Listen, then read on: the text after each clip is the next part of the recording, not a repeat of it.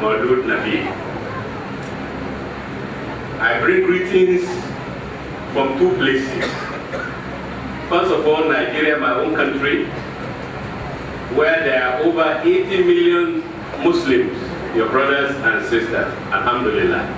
Alhamdulillah. Alhamdulillah Rabbil Alameen. I also bring greetings to you from the United Nations, where I've worked as ambassador of my own country and for the United Nations for 23 years. And Alhamdulillah, I was the highest ranking Muslim in the United Nations. Alhamdulillah. Allahu Akbar. And I think it's time, inshallah, that the next Secretary General of the United Nations should be a Muslim, inshallah. Because everybody has been there, Buddhists, Christians, Coptic Christians, but not Muslims. I don't have too many words of advice because I have all my senior brothers more learned in Islam. But I have two advice. One, we have to pay attention to what is happening in the world as it affects our brothers and sisters Muslims.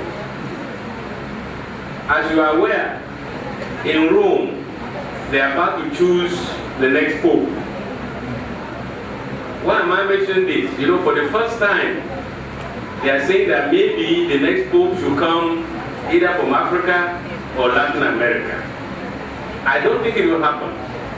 But the very fact that they are saying so shows that the fastest growing Catholic population is not in Europe, is not in Canada, is not in New York, but in Africa and Latin America.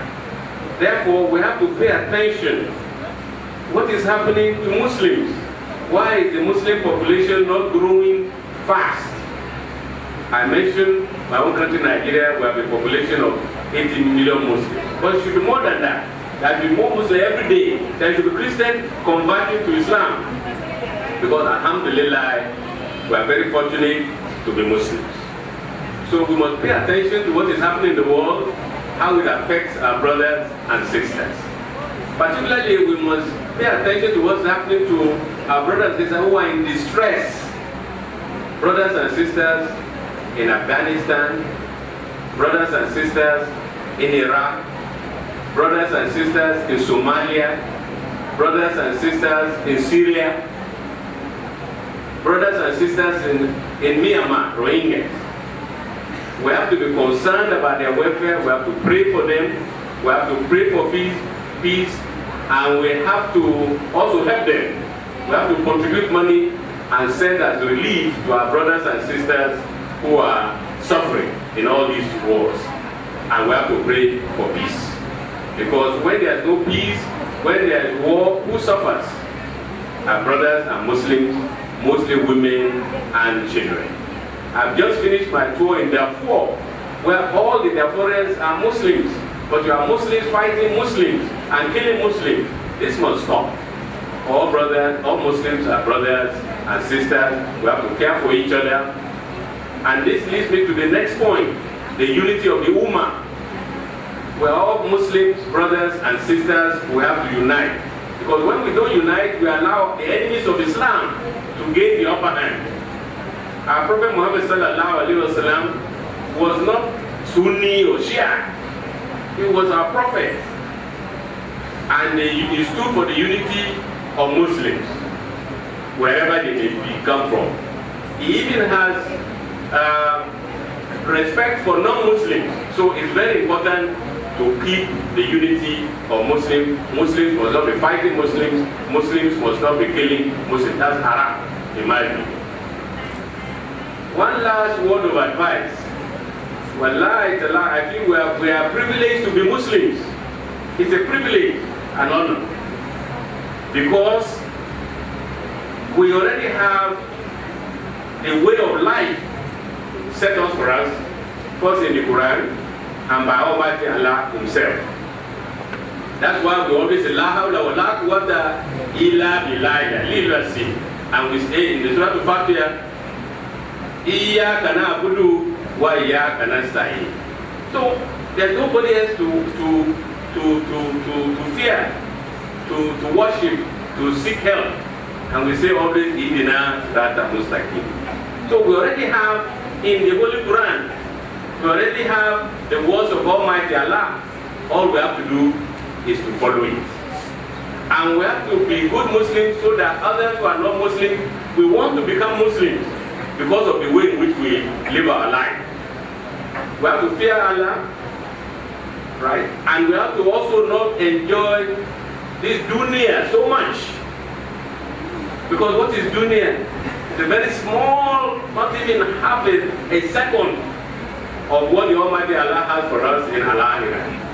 So we should live a good life, honest life, sincere life, so that we can enjoy the benefit that the Almighty Allah has in store for us in Allah. Those who act according to the dictate of the Holy Quran. And secondly, we have another guide, which is the life and the sayings and the hadith of our Prophet Muhammad sallallahu alaihi wasallam. So what more do we need?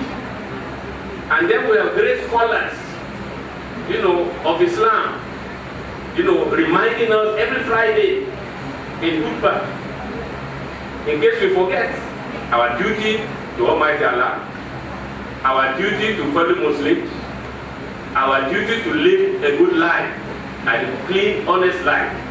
So we have no excuse. We have no excuse. The way has been clear. All we have to do is to follow it and to continue to pray to Almighty Allah. Idina Sirata Mustaqim. So, as I said, I bring greetings to you from over the 80 million brothers and sisters from Nigeria. You have to think about them, you have to pray for them, and they will also continue to remember you and pray for you and for all Muslims in Islamic Ummah. So I just want to end by praying that may the Almighty Allah give us long life with good health so that we witness more and more Maulud Nabi. Because to be alive and to witness Maulud Nabi year after year is a blessing from Almighty Allah. May the Almighty Allah let and allow the Muslim Ummah to grow from strength to strength so that we will remain the religion of choice. We Muslims will be examples for others, and may the Almighty Allah bless all of you.